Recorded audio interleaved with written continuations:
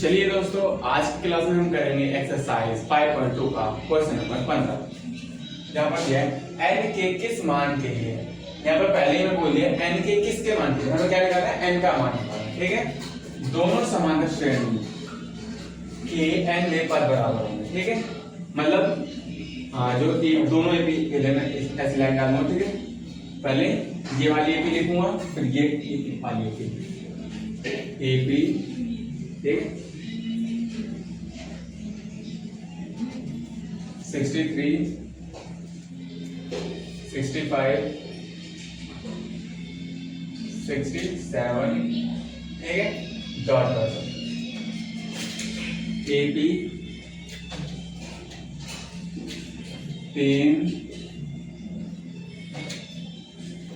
10, 17 dot dot.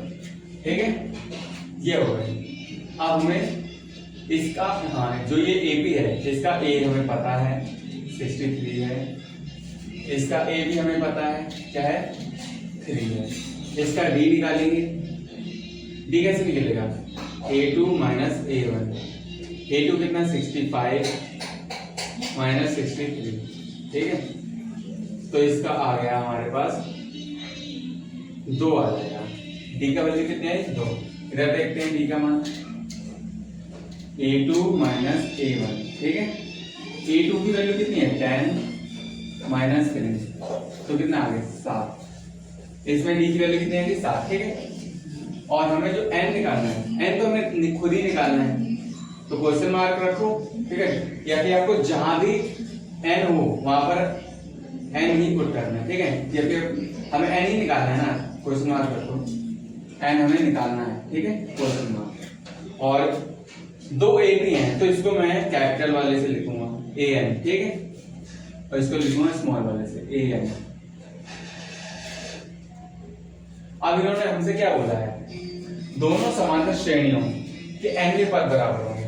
यानी कि कहने का मतलब है कि ये जो बड़ा वाला an है, ये छोटे an के बराबर होगा। ठीक है, और जो आपको पता है an का फॉर्मूला क्या होता है, an का फॉर्मूला होता है a प्लस में n माइनस 1 इंटू में d।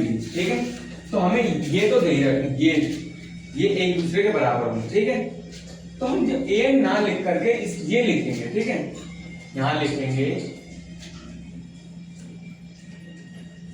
a प्लस में n माइनस 1। ठीक है, इसको मैं कैपिटल बड़े वाले ए से कर रहा हूँ, इसको छोटे वाले इंटू में d, इसको करूंगा छोटे वाले ए से प्लस में n माइनस 1 इंटू में d।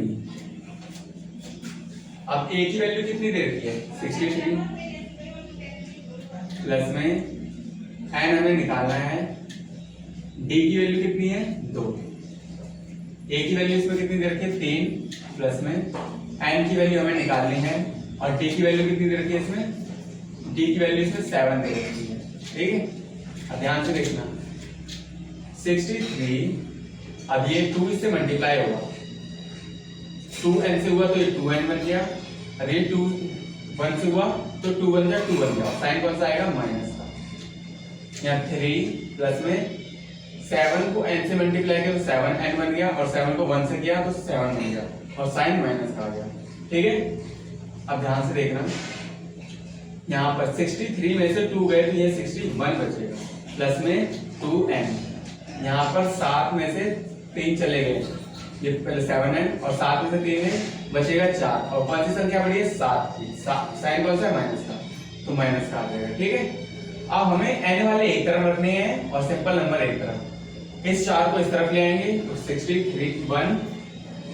ठीक है, ये माइनस के इधर आके क्या आ जाएगा प्लस में 4, और ये 7n है, और इस 2n को इधर ले आएंगे, इधर प्लस का है, इधर होके माइनस का हो जाएगा। ठीक है, अब 64 में से 61 में 4 ऐड करोगे तो 65 बन जाएगा, और इसको सब्ट्रैक्ट करेंगे, माइनस करेंगे, 7 में से 2 गए 5 बन जाएगा 5n।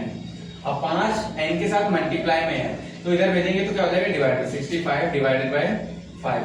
अगर आपने इसको डिवाइड कर दिया, 65 को 5 से डिवाइड कर दिया, तो आपके n की वैल्यू आ जाएगी। ठीक है, 65 को हमें किससे डिवाइड करना है 5 से, तो 5 नीचे उसके 1 5 5 के पारे 15 कितने आ रहे हैं? 5 के पारे 15 3 बार में, ठीक है। इसका मतलब क्या है? n की वैल्यू कितनी आ गई? 13 यहाँ लिख दे रहा हूँ बड़े बड़े अक्षरों में। n की वैल्यू आ गई हमारे पास 13। ओके, हमने निकाल लिया n के किस मान के लिए? n के 13 मान के लिए दोनों समांतर श्रेणियों के n वें पद बराबर होंगे। समझ गए? ओके, जल्दी से नोट कर लो।